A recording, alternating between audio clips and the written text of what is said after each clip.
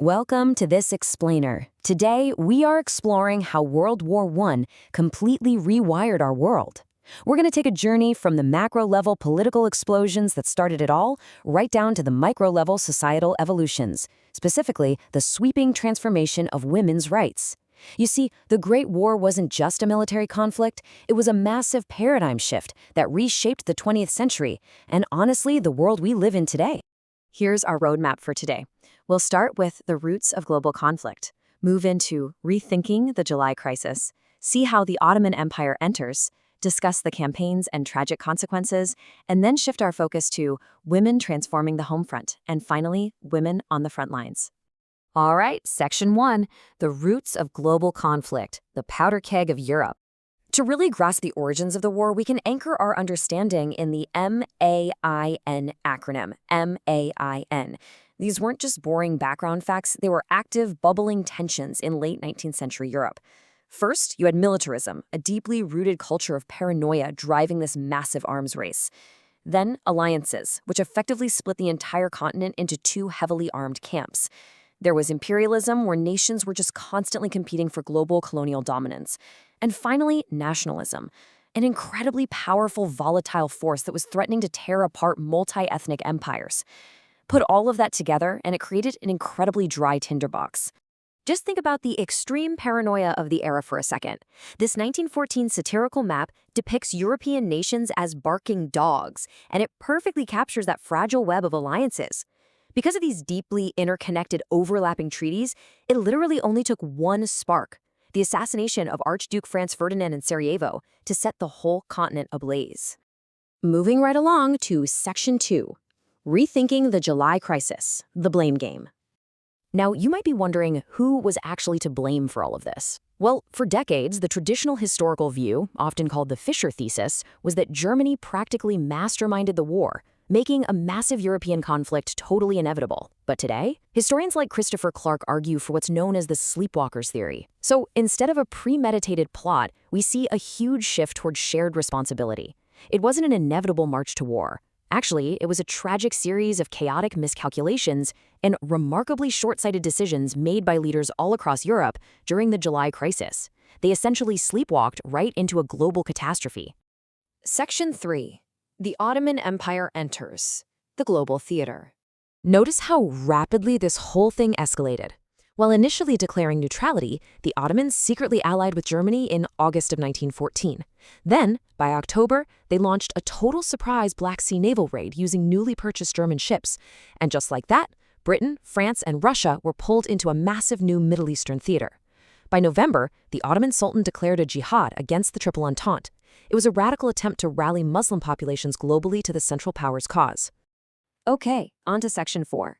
Campaigns and tragic consequences, data and devastation. 3 million. That is a truly staggering number when you pause to think about it. The Ottoman Empire started the war with roughly 210,000 men. Yet, despite severe logistical limitations, huge technological disadvantages, and a crippling lack of infrastructure, they remarkably managed to mobilize over 3 million men over the course of the conflict. Absolutely massive. And these millions of soldiers fought across some incredibly diverse and grueling environments. I mean, they battled the Russians in the freezing, unforgiving winter conditions of the Caucasus. They famously repelled the British and Anzac forces in the brutal trench warfare of Gallipoli. And they fought a sprawling, exhausting desert war in Sinai and Palestine. By holding down immense numbers of Entente troops across all these distinct regions, Ottoman forces fundamentally strained Allied resources all over the globe.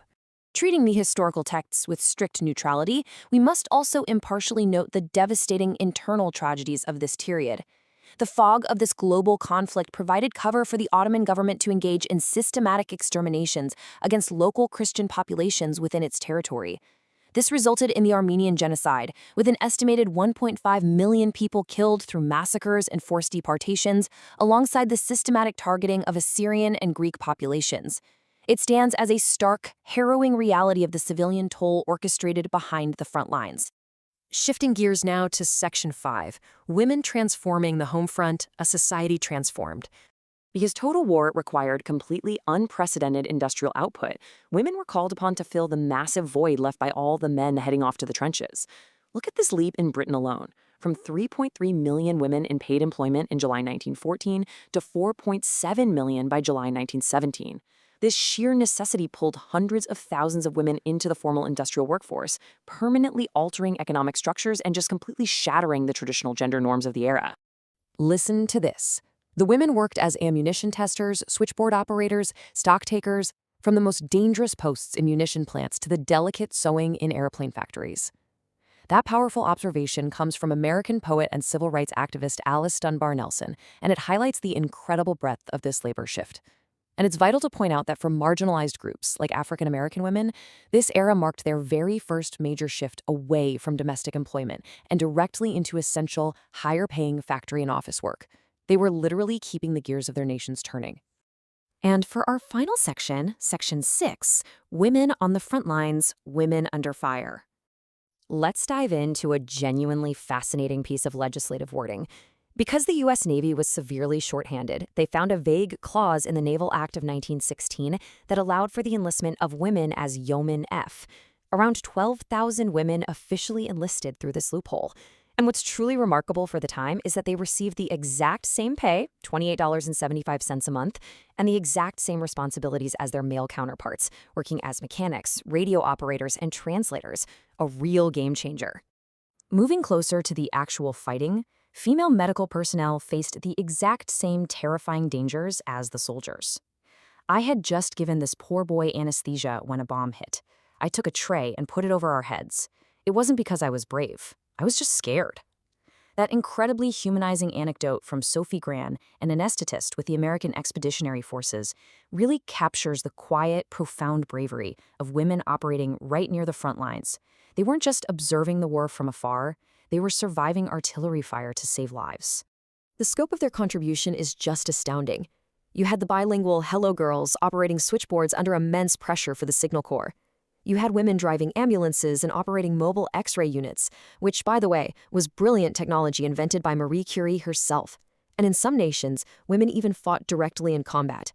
Take Maria Bashkireva, for instance, who successfully petitioned to create the Russian Women's Battalion of Death, leading an all-female unit into actual shock combat on the Eastern Front. Across all military theaters, women proved indispensable.